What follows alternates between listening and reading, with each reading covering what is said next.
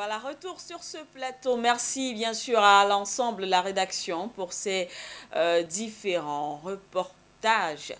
Alors on va ouvrir notre débat avec bien sûr l'actualité du côté du Mali. On va parler bien sûr, on va faire une sorte de bilan de la présidence, on va le dire comme ça, du colonel Assimi Goïta. On rappelle qu'il a été officiellement nommé président du Mali le 28 mai 2021 et quelques jours plus tard, il prêtait bien sûr serment. Cela fait donc un an qu'il est au pouvoir du côté du Mali et les décisions qui ont été prises par lui jusqu'ici n'ont pas toujours été du goût de certains de ses voisins, mais aussi de la communauté internationale. Alors le Mali sous Assimi Goïta a déjà écopé de plusieurs sanctions, surtout économiques, entre autres raisons, son rapprochement avec Moscou, mais aussi son calendrier électoral qui ne respecte pas les recommandations ou alors qui ne répond pas aux recommandations de la CEDEAO.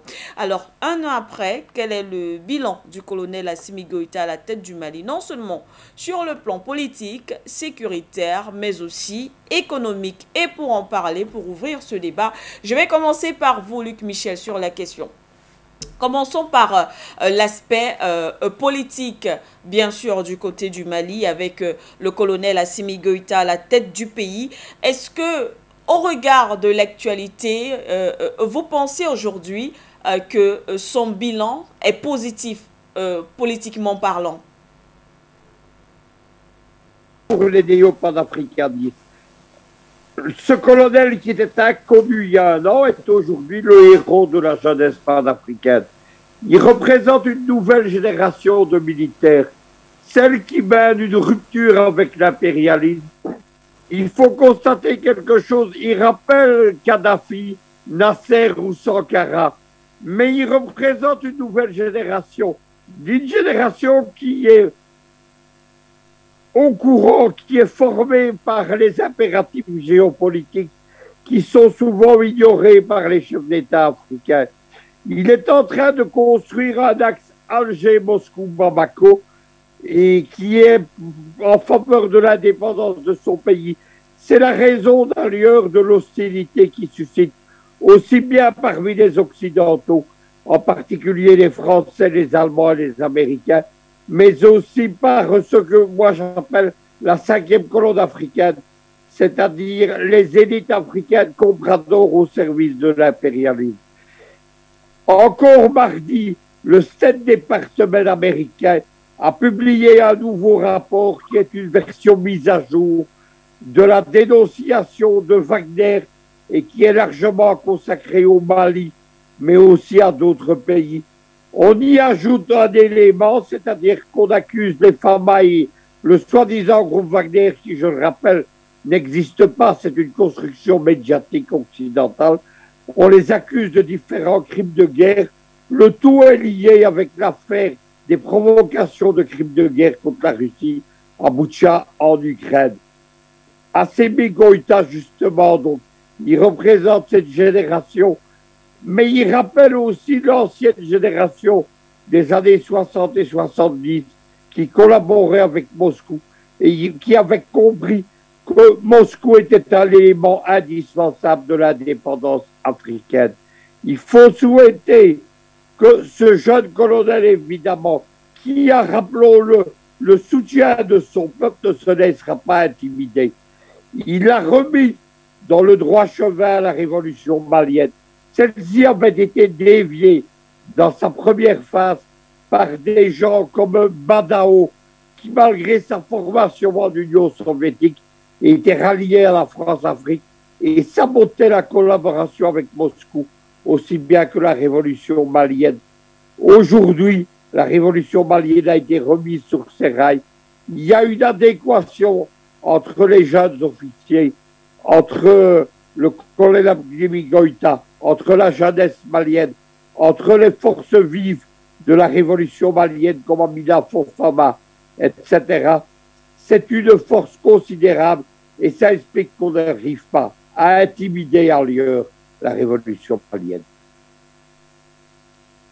Toujours dans le même sens. Parlons peut-être de cette sortie de plus en plus critiques hein, de l'imam Dicko de ce côté-là, qui critique aujourd'hui le gouvernement de transition du côté du Mali. On sait ce qu'il représente quand même de ce côté-là. Est-ce qu'on peut considérer cela comme un échec, sachant qu'il a aussi soutenu à un moment donné le pouvoir militaire de transition aujourd'hui au Mali?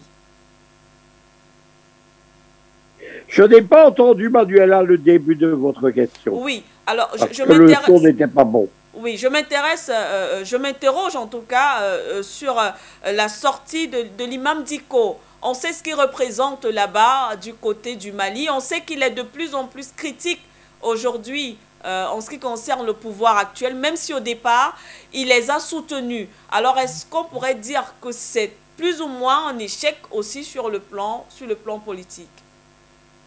L'imam Dicko, c'est une imposture. Il a toujours été un sous-marin de la France-Afrique.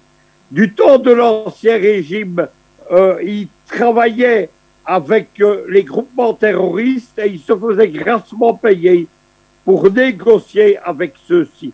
Et ensuite, il a été un sous-marin de la France. Il a en particulier saboté la première phase de la révolution malienne lorsqu'on a fait sous Bandao la constitution du Conseil national de transition et qu'on a essayé d'associer le grand mouvement qui était le F5, il l'a saboté, envoyé négocier avec Bandao. Il en est ressorti en s'étant réservé tous les postes qui étaient offerts au M5 à son propre mouvement. C'est un escroc politique et c'est un traître. Je pense qu'il n'y a pas grand-chose à attendre de lui. Et il représente aujourd'hui le dernier joker de la France. La France a tenté d'écourter la transition, de faire des élections anticipées pour ramener au pouvoir les partis de la France africaine a échoué. Elle essaye maintenant de saboter la révolution malienne avec l'imam Dicko. Il est vomi dans son propre pays. Il est vomi par toutes les forces panafricanistes. C'est quelqu'un qui finira dans ce qu'on appelle l'histoire. Voilà, merci déjà à vous Luc Michel pour ce premier jet qui nous permet de comprendre et de planter le décor, comprendre un peu mieux la situation, du moins sur le plan politique, puisqu'on fait une sorte de bilan du colonel Assimi Goïta à la tête du Mali. Abdou Ndam, avant d'aller retrouver Souleymane Hamzat, restons toujours sur le plan politique et bien sûr en mettons encore une fois de plus l'action peut-être sur cette sortie, de l'imam Dicko, qui a beaucoup de partisans.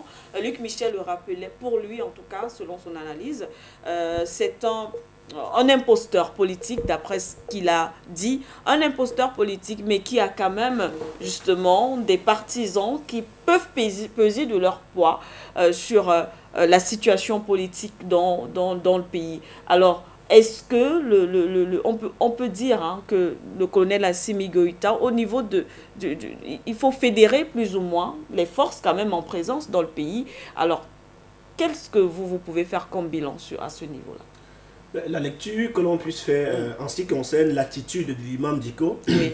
Faudrait-il le rappeler que l'imam Dicko, je vais emprunter l'expression de M. Luc Michel, était entre guillemets un imposteur. Parce qu'il faut démontrer qu'en réalité, du point de vue même de la popularité au Mali, il n'est pas même ce leader religieux aussi populaire que ça. C'est plutôt un leader... On a quand même vu des mobilisations assez fortes. C'est plutôt un leader religieux politique. D'accord. Un leader religieux politique. La précision en vaut la peine. Donc en passant par la religion, il réussit à mobiliser Bien entendu, il instrumentalise la religion des fins politiques. Et se positionne comme celui sans qui on ne peut pas avoir quelqu'un à la tête de l'État. Ils veulent se positionner comme la condition sine qua non ou encore le carrefour où tout acteur politique devrait passer par lui afin de parvenir au pouvoir. Cela était perceptible avec l'arrivée au pouvoir de IBK. Il a joué un rôle déterminant. Exactement. Et pour l'arrivée de IBK à la tête du Mali. Mais ce qu'il faut démontrer en réalité, c'est que l'attitude de M. l'imam Dicko démontre à suffisance qu'il est manipulé. Il est manipulé, pourquoi? Parce que c'est ce imam Dicko qui tenait le devant de la scène pour mobiliser chaque vendredi l'appel au départ d'IBK. Vous vous rappelez bien. Après chaque prière de vendredi, il y avait une forte mobilisation où il était la tête de proue. En ce moment, Ibeka, qui l'a soutenu pour qu'il arrive au pouvoir, à un moment donné, il se retournait contre Ibeka. Donc j'estime que pour ma part, à chaque fois qu'il trouve que son intérêt est menacé, il trouve des subterfuges, des raisons à mobiliser, à instrumentaliser les populations contre le pouvoir en place. Je tiens à vous rappeler qu'en réalité, que M. Diko fait partie de M5, le mouvement des 5 qui ont participé à mettre sur pied un gouvernement sur la houlette d'Assimi Goïta. Peut-être il faut comprendre que il y a un travail qui a été orchestré pour retourner la population contre le gouvernement de transition malienne sur le gilet d'Assimi Goïta. Faudrait-il le rappeler que à chaque fois, malheureusement pour eux, à chaque fois que Assimi Goïta prend une décision courageuse vis-à-vis de l'intérêt du Mali, il y avait plutôt une forte mobilisation de la population qui descendait dans la rue pour démontrer leur soutien vis-à-vis du gouvernement en place. Parce qu'il faut démontrer que Mme Manuela, que aucun gouvernement, aucun État véritable ne peut s'affranchir sans l'apport de son peuple. Et dans le cas du Mali, on voit cette différence populaire qui soutient mordicus, le gouvernement de transition, quant aux actes qu'il pose dans la perspective de libérer le Mali. Or, lorsqu'on a donc constaté cela, l'imam Diko est en train de créer une division au sein du M5. On a donc, le M5 demande le dépôt ou encore la démission du Premier ministre. Tout à fait, oui. Or, Chogamega est un membre du M5. C'est un membre du M5. Okay, oui. Il faut rappeler que ceux qui veulent saper la légitimité de Assimi Goïta, il faut démontrer que le pouvoir de transition malienne est un mélange entre les civils et les militaires. Et l'efficacité véritable et la légitimité de ce gouvernement est d'autant plus manifeste à partir du moment où les membres du M5 font partie de la société civile, les acteurs politiques véritables, les technocrates, les hommes religieux, les associations syndicales qui constituent le M5, qui sont joints à l'armée de Assimi Goïta pour pouvoir réussir ce coup d'État. Donc l'objectif véritable est l'affranchissement, la libération du Mali.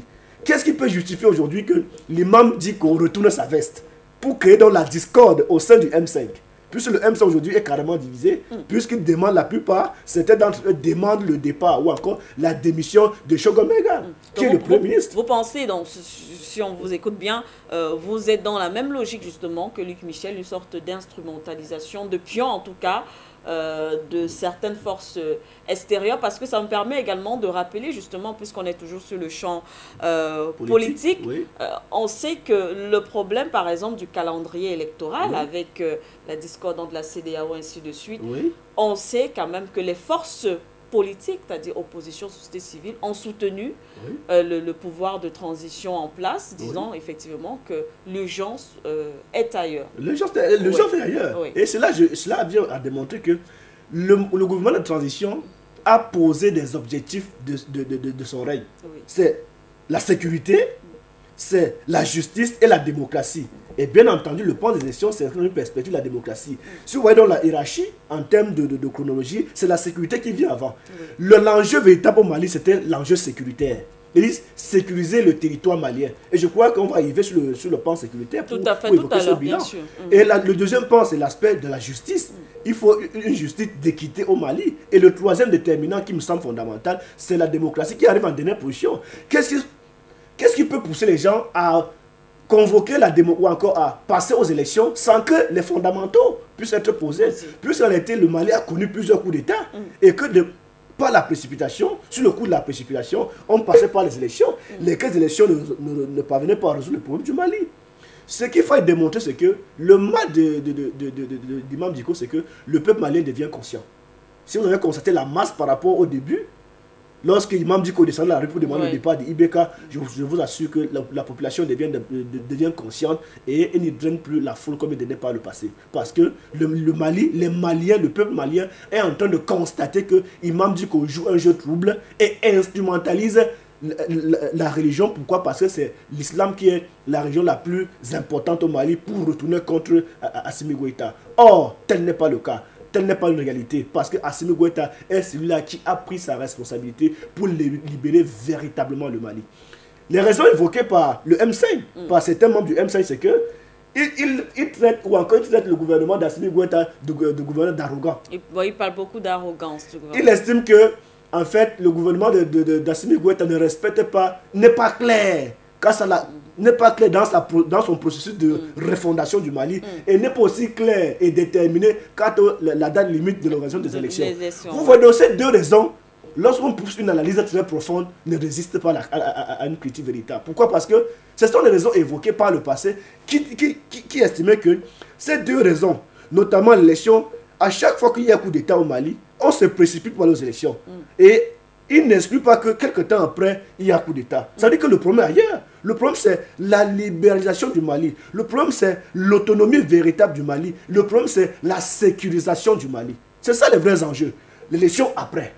Donc, je crois pour ma part que, comme le dit souvent ces dictons au quartier, l'imam dit qu'il a lancé son caillou où l'oiseau a vu. Il a instrumentalisé le peuple malien. Aujourd'hui, le peuple malien est davantage conscient et pour ce qui est du Premier ministre Choguel Maiga, c'est un Premier ministre charismatique.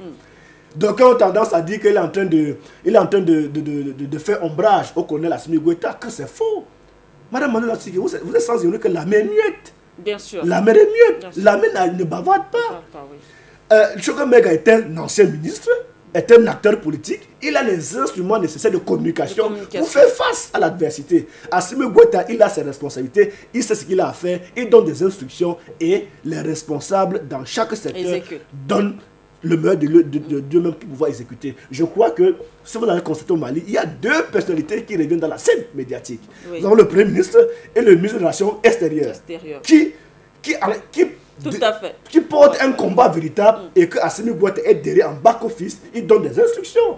À ceux-là qui disent qu'Assimi Goïta est, je vais dire quoi, le Premier ministre Choguel Maiga a fait ombrage à Assimi Goïta, c'est une fausse information. Et il faut faire attention à cela. Pourquoi? Parce qu'on veut tout simplement instrumentaliser ou encore retourner Choguel Maiga ou Assimi Goïta contre son Premier ministre. Il n'y a rien de mauvais. Les deux travaillent en étroite collaboration. Et dans tous les pays, et même au Cameroun, le président de la République définit la politique et le Premier ministre met en application. Dans le cas d'espèce, Choguel Maiga fait véritablement son travail et il n'y a pas d'antinomie entre lui et son président. Les deux travaillent en harmonie et c'est plutôt le M25 sur le gide du maire Diko, M5 sur le gide de Diko qui veut semer la zizanie, semer la discorde entre le colonel et son premier ministre pour enfin retourner le peuple contre ces derniers. Et il ne va pas réussir. Pourquoi? Parce que le Mali est plus que jamais déterminé à retourner vers sa libération. Merci également à vous, Abdoul Ndam. Souleymane Hamzat, je vous retrouve. Alors, est-ce que vous pensez que le colonel Assimi Goïta, bien sûr, a réussi à fédérer toutes les forces dans son pays? Je ne le crois pas. Il n'est pas arrivé à fédérer toutes les forces. Je donne pour exemple ceux qui pavanent du côté d'Abidjan, qui s'estiment être de l'opposition, mais qui sont en réalité de véritables conspirateurs. Donc, si vous prenez, en dehors de ça, vous avez tout le cocktail djihadiste, n'est-ce pas? Il y a Dagali, je ne cite pas parce que j'aime pas trop le fait de citer, qui se retrouvent en partie dans un pays de la sous-région ici, et qui traînent entre Gao et cette frontière-là. Vous vous rendez compte qu'il y a aussi à ce niveau-là, n'est-ce pas, un manque de consensus.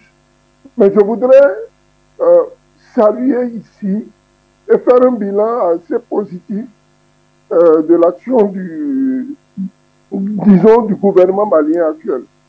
Je m'interdis à l'appeler la junte parce que c'est un langage qui est périmé.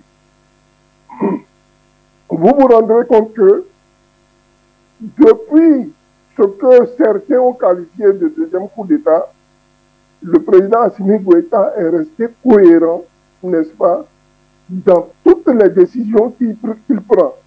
Cohérent du point de vue politique, cohérent du point de vue sécuritaire et surtout cohérent sur sa manière de vouloir redonner au Mali, n'est-ce pas, qui végétait, n'est-ce pas, dans des conditions économiquement difficiles, lui redorer son blason.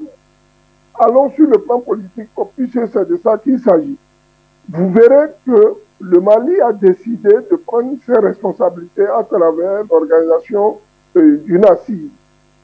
De cette assise a découlé, n'est-ce pas, un calendrier qui devaient être soumises à la CEDEAO. Mais nous nous rendons compte que de l'autre côté, il y a ceux qui actuellement sont du côté d'Abidjan avec, n'est-ce pas, l'appui de la France, il faut le dire de manière claire, de la France, n'est-ce pas, n'arrête pas de conspirer contre le Mali, de tout faire pour faire échouer, n'est-ce pas, ce chronogramme que s'est donné le gouvernement malien. Dans ce chronogramme, il était question d'abord de faire des assises, d'énumérer les priorités maliennes, à savoir la sécurité, n'est-ce pas, le quotidien des Maliens, pour revoir le système électoral, aller vers un calendrier précis, n'est-ce pas, qui devait se faire en un certain nombre d'années. Je suis de ceux qui pensent, honnêtement, que rien de bon et de précis ne se fait dans la précipitation. Ce que veut contraindre, n'est-ce pas, la CEDEAO à faire aux autorités maliennes actuelles.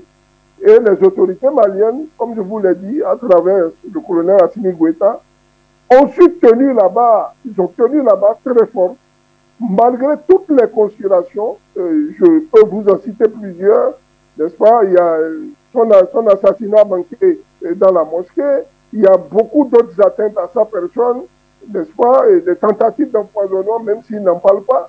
Et nous nous rendons compte que le peuple malien a tenu debout aux côtés de ce dirigeant-là, qui d'ailleurs, comme le disait mon aîné Luc Michel, devient aujourd'hui icône d'une jeunesse patriotique panafricaine, qui inspire, n'est-ce pas, et rassure, n'est-ce pas, sur le devenir de ce que pourrait être le Mali et partant l'Afrique.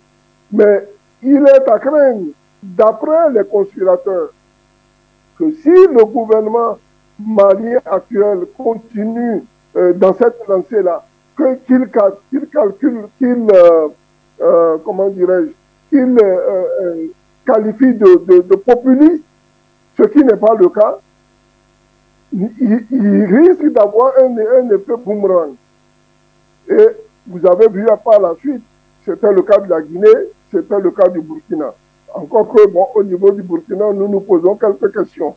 Le bilan est positif au plan politique parce qu'aujourd'hui, il y a au moins, je crois, le CNT qui, je pense, si je me trompe, qui fait office, n'est-ce pas, à travers le colonel Malik Diaw, de bureau de l'Assemblée nationale, qui légifère, qui aide, n'est-ce pas, le gouvernement dans sa lancée, n'est-ce pas, de rendre ce Mali-là totalement indépendant. Sur le plan des actions, vous remarquerez que malgré les multiples tentatives de déstabiliser le Mali économiquement, les salaires ont été payés depuis, je vais dire 1 an, je ne compte pas la présidence de Bandao, depuis 1 an, les salaires ont été payés de manière régulière. Le peuple malien, même si d'autres font croire qu'il souffre, je pense que cette souffrance, si même elle était, est une souffrance légitime vers un mieux-être. Et de tout loin, vous vous rendez compte d'ailleurs que c'est le monsieur qui parle peu. Il est dans une dynamique assez claire, il sait là où il va, il sait ce qu'il a à faire et avec qui il doit le faire. Je voudrais chuter en saluant l'apport, n'est-ce pas, quand je dis l'apport, ce n'est pas gratuit non plus, que lui offre les opportunités qu'on lui offre, qui lui sont offertes, n'est-ce pas, par la Russie, la grande fédération de Russie, sur le plan sécuritaire, et nous en viendrons d'ailleurs, pour que le Mali puisse tenir debout. Vous vous rendez compte aussi que au niveau de l'appareil sécuritaire, il y a des avancées, mais qualitatives, des avancées qu'aucun régime d'ailleurs malien, en dehors de celui de Modibo Keïta, n'a su réussir. En 1 an, voir tout ce que le Mali a pu faire sur le plan sécuritaire, mais c'est énorme. Il n'y a que d'aveugles ou de sourds-muets pour ne pas entendre ou voir. Je reste déterminé, n'est-ce pas, panafricanement parlant, aux côtés du président Assimi Goïta et de son équipe, et nous souhaiterons que, n'est-ce pas, la transition aille à son terme selon le calendrier défini par les Maliens, et surtout, que rien ne soit fait pour que cette transition-là vacille. Le Mali doit tenir debout, parce que ses enfants sont déjà debout, et que les dirigeants aussi veulent être debout. Souleymane Hamzat, je poursuis avec Luc Michel. Au-delà, on va évoluer bien sûr dans le débat, au-delà de l'aspect politique, même si bien sûr on va continuer du moins à évoquer ces différents aspects. Parlons maintenant du plan sécuritaire. Selon plusieurs, on va dire, rapports, la situation sécuritaire du côté du Mali se dégrade peu à peu. Et on connaît les décisions qui ont été prises par le gouvernement de transition en place depuis bien sûr l'arrivée d'Assimi Goïta. Il y a eu le départ des forces étrangères, précisément forces françaises. Il y a eu beaucoup de discorde entre les différentes forces étrangères sur le territoire malien. Il y a l'arrivée de la Russie qui n'a pas beaucoup arrangé les choses. Et les rapports nous disent que la situation sécuritaire de ce côté-là ne s'améliore pas. Il ne faut pas se laisser prendre à ce qui est de la simple propagande américaine et française. En réalité, depuis que les Russes interviennent à côté des FAMA et qu'ils les ont équipés en armement moderne, il y a des djihadistes qui sont abattus par centaines. Pour la première fois, on est en train de nettoyer la fameuse zone des 3 frontières. Il faut souligner quelque chose, évidemment, c'est que ces avancées, elles sont dues à l'éloignement des Occidentaux. Et principalement, la situation sécuritaire, elle dépend aussi de la situation politique. En 2 ans, la situation politique au Mali, elle a profondément changé. La force mobilisatrice, ce n'est plus le M5, ce n'est plus DICO, ce ne sont plus les partis de la France-Afrique. Il y a évidemment une opposition comprador en exil, qui est notamment à Abidjan, qui a fait un gouvernement en exil. Ce sont des traites, et comme dans tous les pays africains, il y a une opposition entre cette opposition comprador et une opposition patriotique qui soutient l'arrivée des Russes. Le grand mouvement qui a surgi des combats révolutionnaires, c'est le mouvement Yerewolo, debout sur les remparts, avec notamment notre ami Amina Fontana. Et ce mouvement soutient les militaires, mais il est aussi, ce n'est pas un hasard, dénoncé par Jeune Afrique ou les journaux américains comme étant la principale courroie de transmission de la Russie au Mali. Amina Fofana et ses camarades, ils sont actuellement retenant la leçon de la révolution cubaine de Fidel Castro et de la révolution libyenne de Kadhafi. Ils sont en train de parcourir le pays pour constituer des comités révolutionnaires et encadrer la population. C'est cette action qui vise à soutenir les militaires et à soutenir le combat sécuritaire pour le rétablissement de la sécurité sur tout le pays. C'est la raison pour laquelle il y a toutes ces campagnes de provocation contre les soi-disant crimes de guerre des Russes et des FAMA. En réalité, les paramilitaires russes du groupe Sewa Sécurité qui agissent au Mali, ils ont proposé au colonel de Bamako un plan d'action qui est un plan de 6 mois. Dans 6 mois, Bamako aura rétabli sa souveraineté sur Gao et Kidal. C'est le plan qui a déjà été appliqué en Centrafrique. En janvier 2021, Touadéra contrôlait 15% du territoire national et même pas tous les quartiers de la capitale Bangui. 6 mois plus tard, il contrôlait 85% du territoire national et actuellement plus de 90%. C'est le même plan qui est appliqué par les Russes au Mali. Les Russes, qu'est-ce qu'ils ont apporté au colonel de Bamako? Une action sur le terrain, une véritable action de formation des troupes, des matériels performants, notamment les fameux hélicoptères d'Afro, MiG, et enfin, surtout, l'appui des services de renseignement extérieur militaire russe, le GRU, qui est un des services les plus performants Rappelons qu'il existe depuis les années 1920 et qu'en 1940-45, il avait réussi à infiltrer l'état-major d'Hitler, apportant un avantage stratégique conséquent à l'armée rouge. Aujourd'hui, la Russie fournit au colonel de Bamako l'appui sur le terrain du GRU, mais aussi l'appui de ses satellites, des images et des renseignements que les Français et les Américains conservaient pour eux. Ça explique pourquoi, bien loin des médias mensonges de l'Occident, sur soi-disant une situation sécuritaire qui se dégraderait, en réalité, elle est en train de se rétablir. Ces médias mensonges, ils sont similaires à ceux qu'on répand dans les médias occidentaux sur l'Ukraine. Depuis 3 mois, on nous explique que l'armée russe est en train de perdre, que l'armée ukrainienne va gagner la guerre en Ukraine. Mais depuis une semaine, le ton a changé. On nous annonce que c'est la déroute de l'armée ukrainienne en Ukraine et que c'est en fait l'armée russe qui est en train de l'emporter. Il y a un colonel suisse, un spécialiste des études militaires et pas un expert de l'OTAN qui fait de la propagande. Il a sorti un article hier. Il dit qu'on va enseigner dans les écoles militaires la façon dont la Russie a manipulé les généraux russes, les généraux ukrainiens, excusez-moi, et les généraux de l'OTAN, et comment elle les a attirés dans un piège stratégique. C'est la même chose qui est en train de se passer au Mali après la Centrafrique. Vous faites bien de parler de la Russie. Peut-être pour approfondir la question là-dessus, quel est l'état des lieux de la coopération militaire entre la Russie et le Mali? Écoutez, quand les Occidentaux interviennent, ils n'ont aucun intérêt à combattre ce que nous appelons le djihadisme en Europe.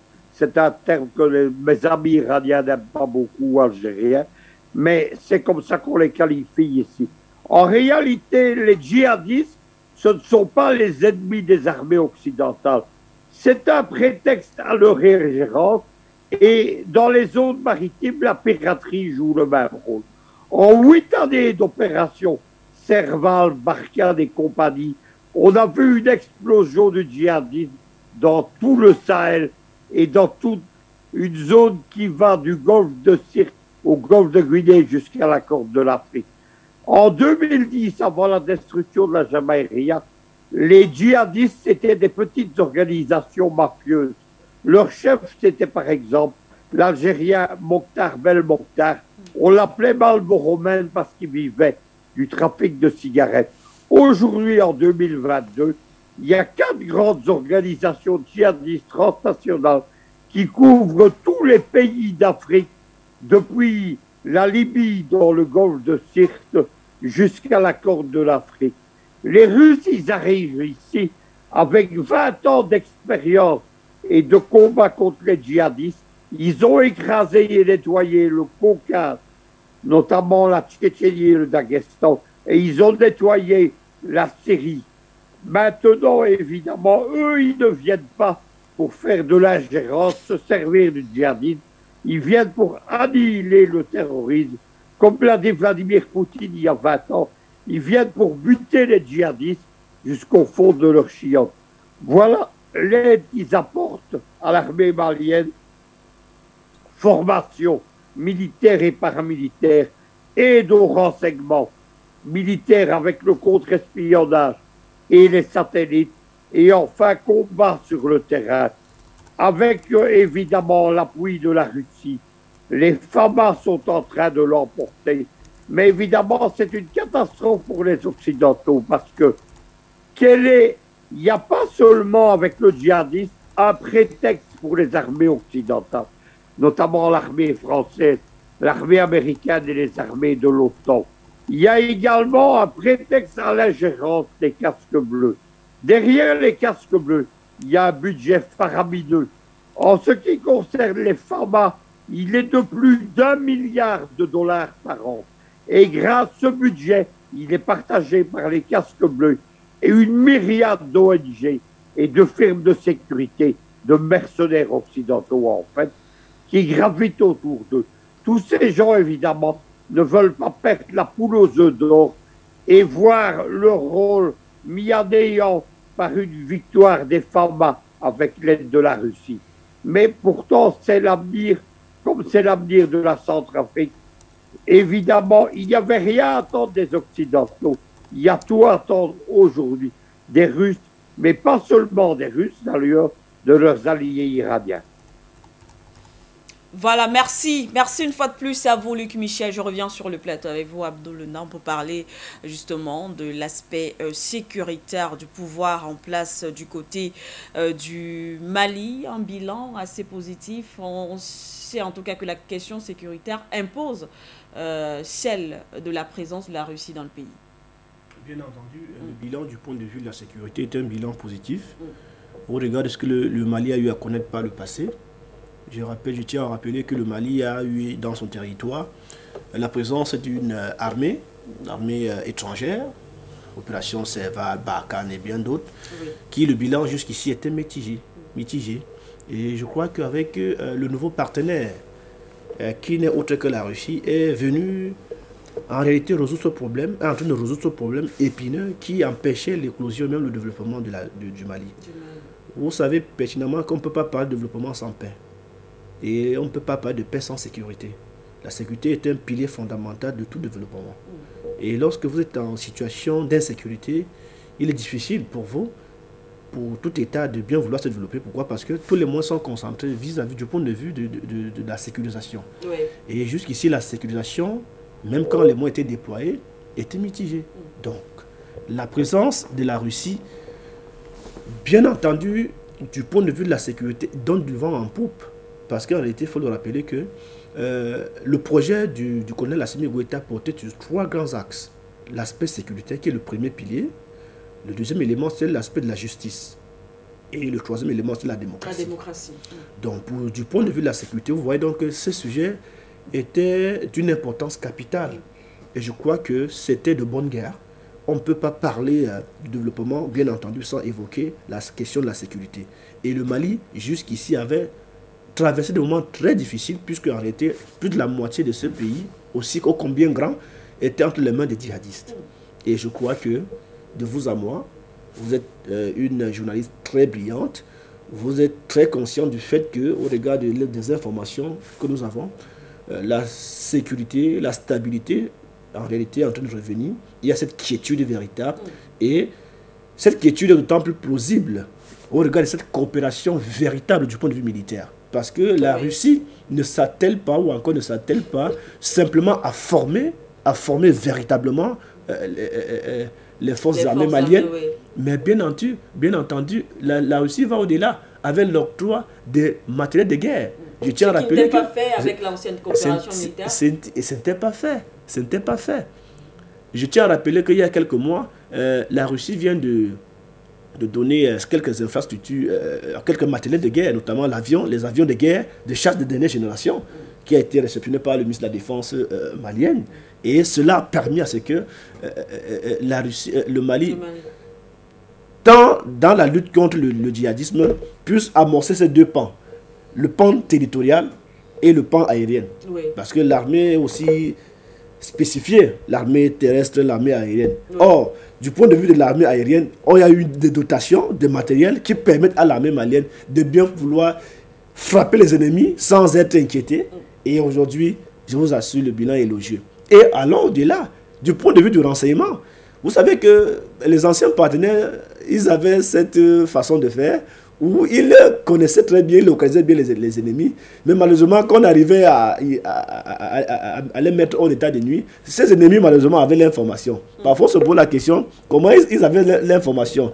Donc, je crois qu'aujourd'hui, le renseignement, du point de vue de la coopération entre le Mali et la Russie, est plutôt beau fixe, à partir du moment où les drones, à partir du moment où les appareils sophistiqués qui permettent de localiser l'ennemi, à une forte distance et bien entendu fournir les informations pour que l'efficacité dans l'opérationnalisation de la lutte contre le terrorisme soit efficace. Je crois que le Grand Nord du Mali est en train d'être libéré, mais l'épineux problème se situe au niveau de la zone de 3 frontières, avec la sortie, bien entendu, du Mali dans le G5 Sahel. Je crois qu'on va revenir sur le sujet 2. Mais du point de vue de l'intérieur du Mali, l'aspect territorial intérieur du Mali, je crois qu'il y a la paix qui revient, et cette paix est mise à l'actif de la coopération véritable entre le Mali et la Russie, qui aujourd'hui est un partenaire sincère. La Russie a démontré sa bonne foi quant à sa capacité à aider le Mali à résoudre ces problèmes. Pourquoi? Parce que l'épineux problème du Mali, c'était la question sécuritaire. Et cette question sécuritaire fragilisait même l'autorité du Mali. Pourquoi? Parce que en réalité, le chef de l'État n'avait pas la pleine possibilité de diriger totalement le territoire malien. Une grande partie. Bon, vous voyez donc que une grande partie était entre les mains des djihadistes. Oui. Mais aujourd'hui, Luc Michel a si bien dit, on voit le bilan des sorties de l'armée malienne. Les forces de l'armée malienne est un bilan élogieux. Ils sont en train de mettre hors d'état de nuire de façon efficace avec des proportions très très considérables ces djihadistes qui jusqu'à maintenant sont en train de se raviser que ils ont en face un adversaire véritable, et la plupart se rendent déjà, la plupart sont en train de se désolidariser, et j'estime pour ma part, certains djihadistes se désolidarisent de ce projet qu'ils estiment qu'ils savent pertinemment qu'il n'y a plus d'issue. Et je crois que c'est mettre à l'actif du gouvernement de transition. Si, Mme Manuela, on parvient à faire ce bilan sécuritaire élogieux, qu'est-ce qu'on attend encore chez Assimi Goïta? Assimi Goïta est celui-là qui veut libérer son pays. Et je crois que la libération passe par l'aspect sécuritaire. Et le bilan est aux yeux de tous. Qu'est-ce qu'on reproche à ces derniers? On reproche à quelqu'un qui veut l'émergence, le développement de son pays. Non, je crois que, heureusement, le peuple malien est un peuple qui par le passé considéré d'être naïf, mais aujourd'hui c'est un peuple responsable. Ils savent où l'enjeu se trouve, et je crois qu'ils sont derrière leur chef de l'État qui a toute la légitimité populaire et même constitutionnelle pour agir véritablement. Honte à ceux-là qui voudraient semer la zizanie et même discréditer l'autorité du Assimi Goïta, qui a tout le soutien populaire et qui a mon soutien également. Voilà. On poursuit avec Souleymane Hamzat concernant l'aspect sécuritaire. On sait également que, d'ailleurs, Abdoundam l'a si bien signalé, hein, plusieurs forces étrangères ont dû quitter le territoire malien alors qu'elles y étaient, justement officiellement, hein, pour des opérations de maintien de la paix de ce côté-là, pour lutter contre les terroristes du côté, bien sûr, du Mali. Mais il y a eu ce désaccord entre le gouvernement actuel et ses forces étrangères, comme on l'a si bien signalé, qui ne voulaient pas coopérer sur le même territoire avec la Russie. Alors, est-ce que c'est un bon plan? Est-ce que c'était une bonne décision de la part du gouvernement de transition actuel du côté de Mali? Est-ce que cela garantit, surtout à long terme, la sécurité au Mali? Madame Manuela, que vous voyez, j'ai toujours eu pour habitude de dire que les autorités maliennes actuelles sont dans une logique, n'est-ce pas, d'indépendance, une logique de libération de leur territoire qui a été non seulement déchiquetée en son temps, et était en phase même d'être découpée. Et je vous cite par là l'Azawad. Mais rendez-vous compte que malgré les multiples forces qui ont été créées, Serval, Barkhane, Takuba et je ne sais pas quelle autre force ils étaient en voie de vouloir créer, mais on se rend compte que depuis 9 ans, le bilan est resté totalement négatif. À tout point de vue, vous vous rendez compte que les autorités maliennes de l'époque étaient dans un laisser-aller total. Je vous cite pour faire, n'est-ce pas, le protocole d'accord qu'il y a eu entre le président Dioukunda Traoré, n'est-ce pas, et le président Hollande, concernant, n'est-ce pas, les manœuvres militaires sur le sol malien, c'était en 2013-2014. Il est stipulé à l'article 5 que les forces françaises et étrangères ne seront responsables devant aucune juridiction, n'est-ce pas, des éventuels déconvenus ou dommages, soient-ils collatéraux ou non, qui surviendraient. Comment on peut aller signer de tels accords? Parce qu'on est en difficulté. Au lieu d'aller dans le génie, n'est-ce pas, créatif de celui qui est actuellement en place, je veux citer pour le colonel Assimi Goïta et ses collègues, au lieu d'aller dans ce génie-là, de retrouver les partenaires fiables qui puissent accompagner, n'est-ce pas, le Mali dans la reconquête de son territoire, on est parti dans une transition qui a duré, je crois, environ 6 mois, 7 mois, où c'est que, d'ailleurs, les colonels qui ont fait ce coup d'État-là, grâce à l'appui du peuple, n'est-ce pas, et qui ont permis au colonel Assimi Goïta de prendre premièrement ce pouvoir-là, ont vite fait, n'est-ce pas, de nommer quelqu'un qui s'est avéré comme étant un grand traître. Tout ce qui se faisait au niveau du conseil des ministres à travers les décisions, surtout militaires, était connu de Paris systématiquement.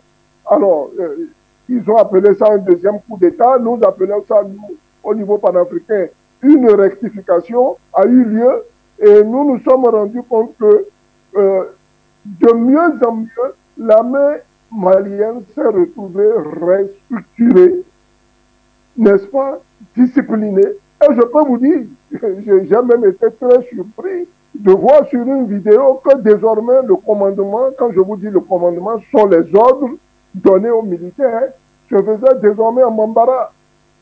Mais c'était excellentissime, parce qu'il en découle que si je vous donne un ordre en Bambara devant un expatrié, soit-il de la force Serval, Barkhane ou tout ce que vous voulez, il va falloir le décrypter. Ça vous donne du temps et ça me donne une avance. Je pense que les colonels de Bamako ont une longueur d'avance, mais marginale par rapport à ce que pensent les Occidentaux. Mais il faut relever un point. C'est l'apport de la Russie. Souvenez-vous, je vais un peu plus loin, c'était le cas de la Centrafrique où la France donnait des armes recyclées sur des théâtres d'opération. Vous voyez que du point de vue de l'armement aujourd'hui en Centrafrique, le président de la Fédération de Russie a décidé de donner des armes neuves, n'est-ce pas, des armes modernes et neuves.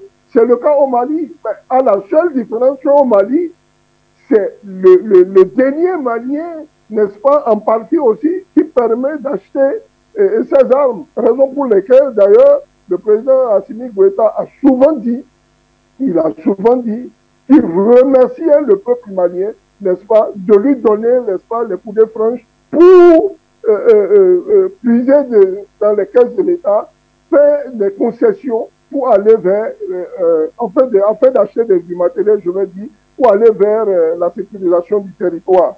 Mais rendez-vous compte de ceci. J'ai lu hier, et je n'arrête pas de le répéter.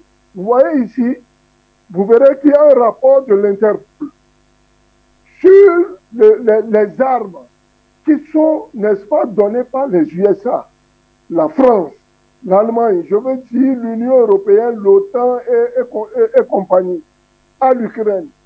Le président Zelensky s'est souvent plaint de ce que toute la quantité d'armes données, en tout cas sur papier, n'était pas réceptionnée au niveau de Kiev. Alors, la question de savoir où passent les armes,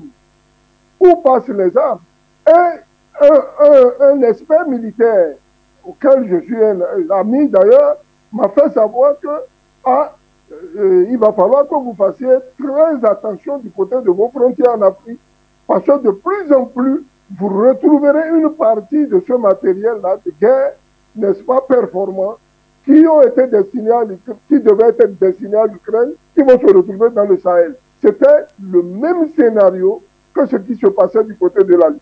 Alors, est-ce que nos chefs d'État ont-ils conscience de ça? Est-ce qu'ils sont informés de ça? Que font-ils pour que le pays n'arrive pas? Alors, nous nous posons des questions. Nous aussi sommes des citoyens qui voudront vivre dans une Afrique libre, n'est-ce pas, heureuse. Si le Mali a des difficultés demain, et c'est notre crainte par rapport à tout ce que nous connaissons et que nous n'évoquons pas ici, alors il est question pour nous autres panafricains de nous réveiller, de nous armer, et surtout, quand je dis armer, ce n'est pas du point de vue matériel militaire, mais moralement et psychologiquement, pour faire face à cette éventuelle guerre qui se prépare en sourdine. Je vais vous donner un deuxième exemple. Et celui-là, je suis malheureusement obligé d'en parler. C'est la dernière tentative qu'il y a eu sur le coup d'État qu'il y a eu sur la personne, la dernière tentative manquée, évidemment, sur la personne du président Assimi Goïta. Vous vous rendez compte que il y a même un proche, un colonel qui est proche, dont je ne cite pas le nom ici, mais qui est cité dans cette affaire-là. Alors, il va falloir se poser des questions. Avec qui sommes-nous dans ce combat? Qui sont ceux qui sont nos alliés réels et indéfectibles? C'est-à-dire ceux-là qui nous accordent ce soutien total. Il va falloir que les officiers du Mali se posent des questions sur vraiment la composante, n'est-ce pas, de la transition actuelle. Il y a, comme il a eu déjà par le passé, des fuites à plusieurs niveaux. Vous voyez que parfois, comme l'a dit Abdoul Dam, il y a du renseignement qui devait parvenir, n'est-ce pas, à la même antenne, mais plus loin, vous vous rendez compte que les rebelles sont déjà, les djihadistes, ils sont en avance, ils ont le seul renseignement là, 2-3 jours en avance. Donc, on se pose la question de savoir avec qui travailler, comment travailler, et travailler dans le secret total. Si les Maliens savent lire entre les lignes, ils devraient se rendre compte que la technique utilisée par le colonel Assimi Goïta, à savoir silence, on travaille, elle est mieux que celle utilisée par l'imam Diko dont vous parliez tantôt, et d'ailleurs auquel je n'adhère pas du tout dans la conception de vouloir se rebeller contre ce gouvernement-là. Donc, il y a un problème. Il y a un problème non seulement, il y a un problème d'éthique, il y a un problème d'homme, il y a un problème de morale, et surtout, il y a la manière de faire. Le gouvernement malien est en train d'imprimer une marque, n'est-ce pas, de gestion. En cela, il faut saluer nommément le Premier ministre Choguel Maïga, n'est-ce pas, sur les réformes, toutes les réformes qui ont eu lieu sur le plan économique et qui permettent au Mali, malgré les sanctions de la CEDEAO, tout ce qu'il y a de coupure au niveau de la BAD, la Banque mondiale est en train de s'en mêler là, on coupe le Mali partout, mais le Mali tient debout. Les Maliens mangent, ils vont à leurs préoccupations, ils vont d'ailleurs, il y en a qui vont à la Mecque d'ailleurs. Ouais, donc, il y a une certaine quiétude qu'il va falloir pérenniser sur le plan sécuritaire. Dernière information, je l'avais dit, si ces armes-là dont je vous parlais, qui sont en train de voler entre l'Ukraine et on ne sait pas où, sont en train de venir vers nos frontières, il est à craindre que les derniers soubresauts qu'on voyait au niveau de Gao, de Menaka, et surtout entre la frontière malienne et nigérienne, ne puisse allumer une autre tension. Et cette tension-là a pour, n'est-ce pas, coordonnateur l'imam dont vous avez cité et qui s'amuse à vouloir opposer les uns aux autres. Voilà, merci une fois de plus à vous également, Souleymane Hamzat. Et bien, on va aborder le dernier pan justement de cette problématique, la question économique sera avec vous.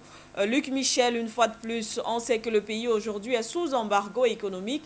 Alors, beaucoup estiment que cela fait plus de mal à la population et estime que le Mali, du moins l'actuel gouvernement, n'a pas pris la mesure de ces actes.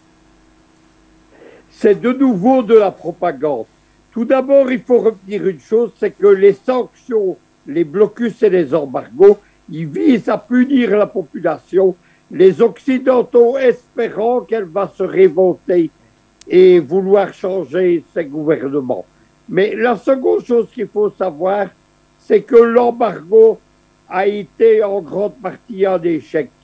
C'est un peu la même chose qui se passe, mais dans un autre niveau. Vous savez que les embargos et les sanctions contre la Russie se sont retournés contre les Occidentaux. L'embargo, effectivement, il a fracturé la CEDEAO. Tout d'abord, le Sénégal de Macky Sall, il s'est rendu compte qu'il allait ruiner le Sénégal. Il n'a donc pas fermé la frontière. Et Dans un domaine parallèle qui est les sanctions contre la Russie, le Sénégal travaille avec l'Algérie, avec la Russie et avec l'Iran dans le domaine de ce qu'on appelle la guerre du gaz. Mais il y a un autre pays qui a changé de bord à cause des sanctions, c'est la Guinée-Conakry. Le lieutenant-colonel Doumbouya, il a été mis au pouvoir par les Américains. C'est l'officier de liaison avec l'Africo-Américain et ce sont les mercenaires de la garde de l'ambassadeur des États-Unis à Conakry qui avaient aidé à prendre la télévision. Mais le colonel Doumbouya, il s'est rendu compte qu'il allait être le dindon de la farce et qu'en appliquant les sanctions, il allait ruiner son pays parce que les économies de Guinée-Conakry et du Mali sont interdépendantes. Il a donc retourné sa veste et aujourd'hui, il s'est tourné vers le bloc de l'Est. Dans le dossier ukrainien, par exemple, il y a une guerre des mines qui a lieu en Guinée-Conakry. Il soutient les Russes contre un consortium ukrainien soutenu par les Américains. Et c'est la même chose dans le domaine des sanctions. Mais évidemment, tout n'est pas agréable pour la population. Il y a une inflation et des restrictions.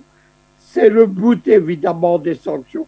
Et c'est pour ça que je dis que la participation de la CEDEAO à ces sanctions sur les ordres des Américains et de leurs domestiques européens de Bruxelles, c'est une opération criminelle contre un peuple africain. La CEDEAO a perdu là-dedans toute légitimité. C'est cela qu'il faut retenir. Merci beaucoup. Merci à vous, Luc Michel, pour cette analyse. Merci d'avoir été avec nous. Nous, on va poursuivre ici sur le plateau avec vous, Abdoul Ndam. Bien sûr, on parle de l'aspect économique, en tout cas en ce qui concerne le bilan du colonel Assimi Goïta à la tête du Mali. Luc Michel est revenu il parle de propagande parce que c'est ce qui est bien sûr présenté. On sait que le pays est sous embargo économique. Plusieurs dirigeants, on parlait du Premier ministre, ministre des Affaires étrangères également, sont sous sanctions économiques, même si il est effectivement, on dit que ces derniers n'ont pas forcément des biens à l'extérieur, donc les sanctions ne les affectent pas peut-être de manière directe, mais voilà, il y a la population. Madame Manuela Siké, oui. Je salue quand même, c'est ma toute première fois de partager un plateau avec l'emblématique Luc Michel. C'est un plaisir. Tous mes respects à M. Luc Michel, c'est toute une première pour moi. Et je crois que je vais aller dans le même sens que Luc Michel pour dire en réalité, quand je fais une analyse politologique, on sanctionne pourquoi? On met en embargo pourquoi? C'est une attitude, c'est une méthode de pression. C'est une méthode de pression qui a pour vocation de, permettre à ce que le gouvernement en place puisse retourner sa veste. Deuxième aspect, à défaut, si le gouvernement de transition résiste, qu'on puisse retourner le peuple contre le gouvernement. Voilà les deux effets escomptés. Malheureusement, c'est que lorsque peut-être la crise entre la Russie et l'Ukraine avait commencé avec les sanctions de l'Union européenne et bien d'autres, j'avais fait une chronique pour démontrer qu'en réalité que les sanctions infligées contre la Russie et contre le Mali avec la CEDEAO sont des sanctions qui ne sanctionnent pas. C'est-à-dire? C'est-à-dire, en réalité, ces sanctions ont eu un effet boomerang. Je prends un exemple. L'effet boomerang, c'est que l'objectif visé des sanctions, c'était pour asphyxier l'économie malienne. Or, la stratégie est que le Mali s'est inscrit dans une perspective avant-gardiste. Ce coup d'État que je qualifie était préparé, orchestré, parce que le gouvernement de transition savait pertinemment que la CEDEAO, avec la pression extérieure, devait mettre le Mali sur embargo. Qu'est-ce qu'il fallait faire? Le Mali, avec son nouveau partenaire véritable et fier, qu'est la Russie, ils ont mis sur pied des stratégies véritables. Où on a fait face à une résilience économique. Ça, c'est l'expression technique en économie. La résilience. La résilience est passée par quoi? Par une communication véritable entre le gouvernement de transition et son peuple. Oui, nous traversons une période difficile. Je souhaite vraiment que nous puissions souffrir un tout petit peu. Au-delà même de cela, le gouvernement de transition a eu à subventionner des produits de première nécessité. Tout à fait, oui. Pour pallier à cela. Bien sûr. Et il y a une communication véritable du gouvernement de transition qui se rapprochait davantage du peuple pour compatir. Parce que ça joue sur l'aspect psychologique. Lorsque le peuple se sent délaissé par ceux qui sont censés le diriger, ça crée un problème psychologique. Or, il y a eu l'assistance psychologique qui a créé un lien véritable entre le gouvernement de transition et le peuple. Le peuple qui dit, on sait le combat que vous êtes en train de mener, et chaque combat a un prix. S'il fallait qu'on puisse souffrir un tout petit peu pour arriver au bout du tunnel, pourquoi ne pas? C'est cette bataille morale que le peuple malien a eu à gagner. Deuxième aspect, c'est que la plupart des pays de la CEDEAO vivent en dépend du Mali. Hein. Justement, la plupart, c'est vrai. Le cas le plus patent, c'est le cas du Sénégal. Oui. Le Sénégal, à un moment donné, a demandé l'ouverture de la frontière parce que l'économie sénégalaise était asphyxiée. C'était bloqué. Et lorsque la CEDEAO a décidé avec certains pays de fermer leurs frontières, mais le Mali coopérait avec certains pays. Leurs frontières étaient ouvertes, notamment la Guinée-Conakry, l'Algérie. L'Algérie qui coopérait véritablement, leurs frontières étaient ouvertes et facilitait le contournement de certains produits. Il fallait peut-être que ça passe soit, je sais pas trop, au Sénégal ou au Bénin. Ça passait par soit la Guinée, soit par l'Algérie. Et assisté et appuyé par la Russie. Donc, techniquement, la méthode de l'asphyxie, de l'embargo avait pour vocation, mettre la pression sur le gouvernement de transition de revenir sur leur position, de dire, mais tiens, l'élection à 6 mois. À défaut, si le gouvernement de transition reste résistant, retourner le peuple contre le gouvernement de transition. Les deux, je veux dire quoi, les deux objectifs visés, on a connu l'échec véritable. Donc aujourd'hui, le Mali a gagné une bataille psychologique et aujourd'hui avec sa résilience et au-delà même, il y a même la réserve monétaire de finances malienne qui a été embrigadée dans, je veux dire quoi, dans la banque de la CEDEAO. Or, ce sont des liquides maliens qui devaient les aider à bien vouloir lancer leur économie. Mais avec ce changement de l'embargo, ils ont dû comme faire pour pouvoir asphyxier l'économie malienne en le faisant. Mais malheur en a pris, c'est que le Mali était avant-gardiste. Ils avaient pris des mécanismes nécessaires pour subventionner l'économie du Mali afin d'éviter cette pression qui devait casser le moral du peuple malien afin que ce peuple retourne contre le gouvernement de transition. Pourquoi? Parce que l'objectif c'est que un peuple qui est affamé en réalité va descendre dans la rue. Et le gouvernement de transition avait anticipé pour pouvoir en subventionnant. Il y a un aspect de bilan, un autre bilan que je voudrais évoquer, Madame Manoula, qui est très fondamental. Hein? Le bilan sur le plan diplomatique. Oui, bien sûr, c'est important. Le bilan sur le plan diplomatique. Depuis l'histoire de l'Afrique, 60 ans après les années d'indépendance, le Mali a marqué un saut qualitatif du point de vue de la diplomatie africaine. L'histoire a démontré qu'avec la plupart des études, que la diplomatie africaine était davantage une diplomatie défensive et non offensive. Mais avec l'arrivée d'Assimi Goïta à la tête du Mali, l'Afrique via le Mali est en train de connaître le vent en poupe sur le plan de la diplomatie. Je vais évoquer quelques cas. Premier événement, c'est depuis l'histoire de la France-Afrique, c'est la toute première fois qu'un pays demande le départ de l'ambassadeur français en lui demandant 72 heures. Après Lumumba, c'est Assimi Goïta qui l'a fait. Plusieurs actions en tout cas dans ce sens. Je vais énumérer. Des médias. Oui, je vais énumérer. Premier coup fort. D'abord, le départ de l'armée tout ça, l'armée française dans le territoire malien. Premier coup fort sur le plan diplomatique. Deuxième coup fort, la demande du départ de l'ambassadeur français dans les 72 heures. Troisième coup fort, c'est la suspension définitive de RFI 124 sur le territoire malien. Et quatrième coup fort, c'est quoi? La convocation de l'ambassadeur français, Yves Le Drian, par la justice malienne. Il a attendu.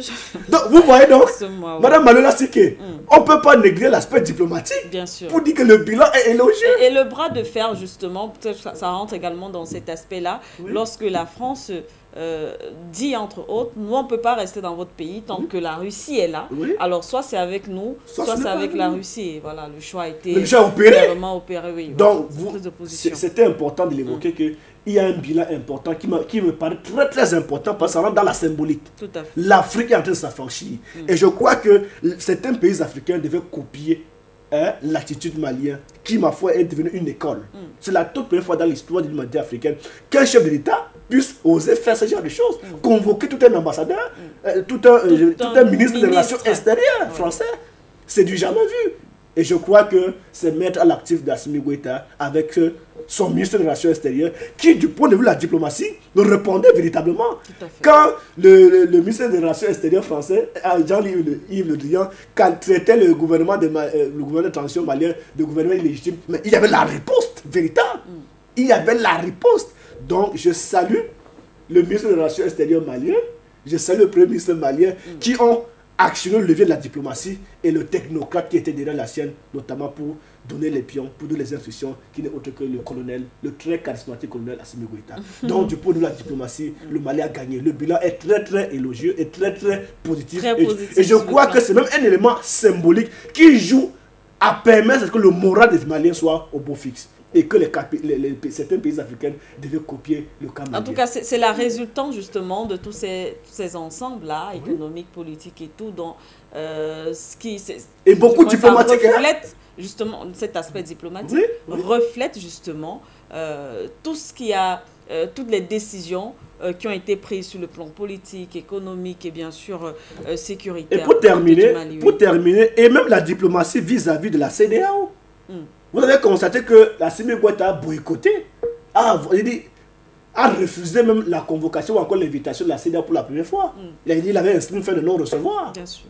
Et un élément très important qui permet jusqu'ici à ce que le Mali reste debout, c'est que, Madame Manuela, il n'y a aucune armée véritable à part le peuple. Le peuple est l'armée véritable qui défend son pays.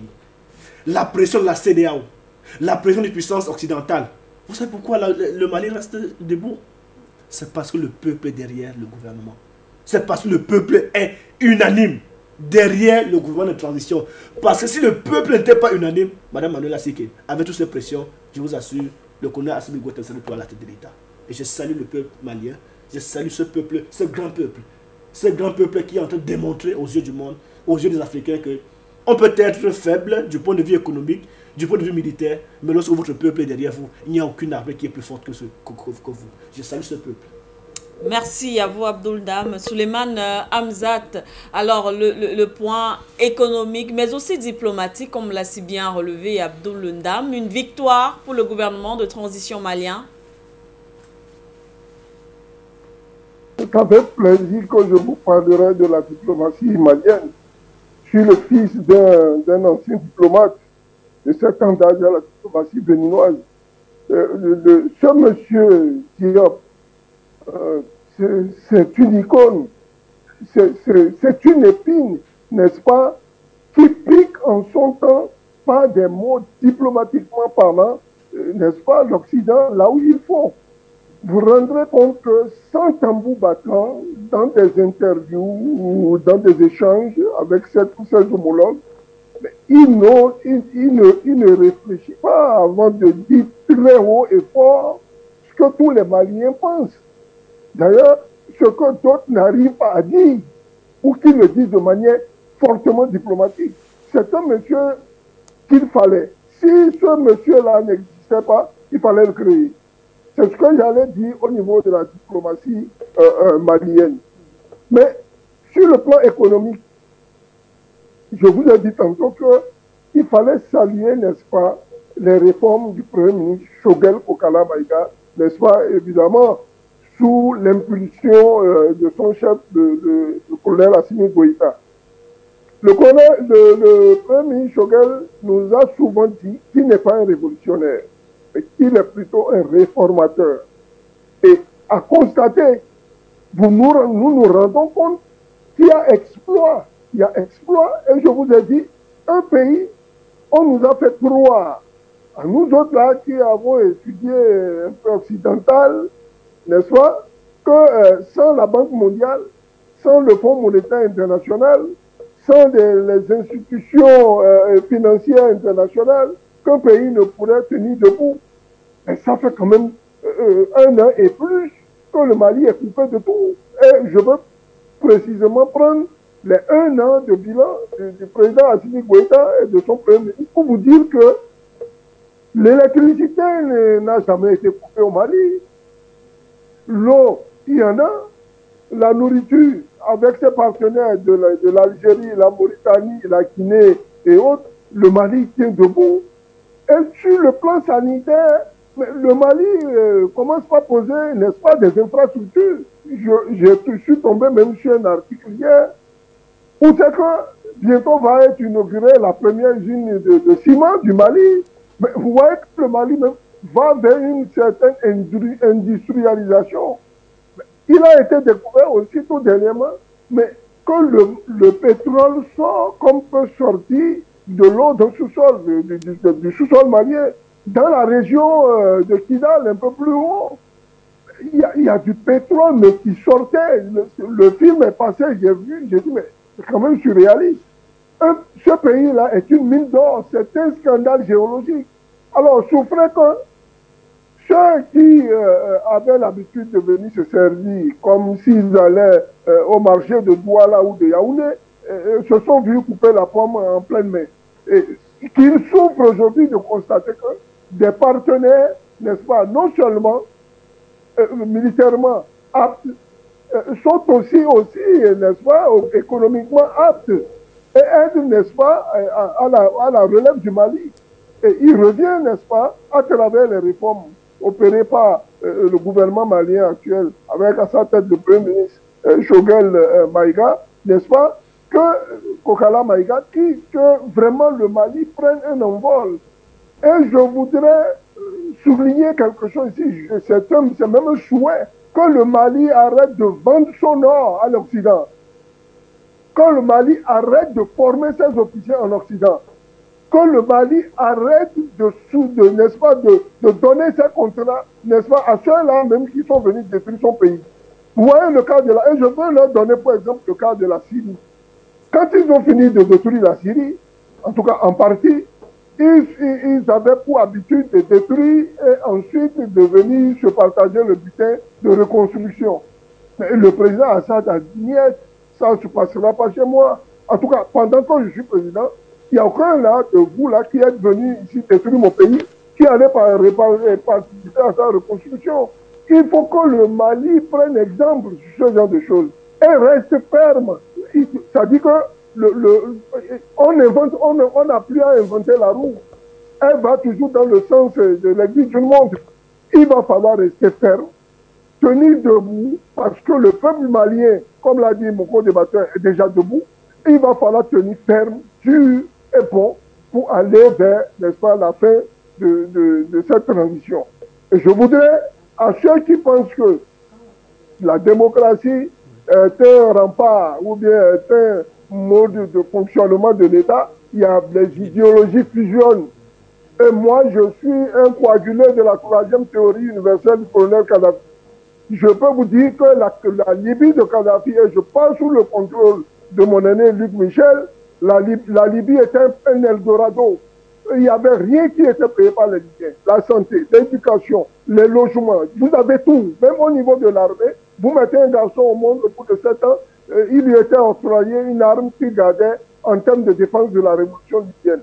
Donc, vous vous rendez compte que ceux qui ont réussi sur le plan idéologique sont ceux-là qui ont été combattus, tués. Je vous donne le cas du président Thomas Sankara, qui de rien, n'est-ce pas, vous connaissez le Burkina de l'époque, il n'y avait rien du tout, il n'y avait il y avait rien qui pouvait permettre une éclosion, n'est-ce pas, financière, n'est-ce pas, et monétaire au niveau du Burkina. Mais voilà un monsieur qui est allé demander, par exemple, à la France de l'aider à construire un rail. Je ne me rappelle plus des villes, mais un rail dont les apports financiers lui ont été refusés. De retour à Ouaga, avec les forgerons burkinabés, il a fait et produit 187 km de rail.